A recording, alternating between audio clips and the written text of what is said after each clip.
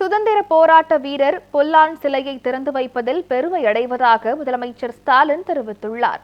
ஈரோடு மாவட்டம் ஜெயராமபுரத்தில் தமிழ் வளர்ச்சி மற்றும் செய்தித்துறை சார்பில் 4,90,00,000 ரூபாய் செலவில் அமைக்கப்பட்டுள்ள சுதந்திர போராட்ட வீரர் பொல்லானின் சிலையுடன் கூடிய அரங்கத்தை முதலமைச்சர் ஸ்டாலின் திறந்து வைத்தார். அப்போது பேசிய அவர், பூலித்தேவன், சின்னமலை, வீரமங்கை வேலுநாச்சியார், மாவீரன் பொல்லான் ஆகியோர் நமது மண்ணின் மானம் காத்தவர்கள் என்று புகழாரம் சூட்டினார்.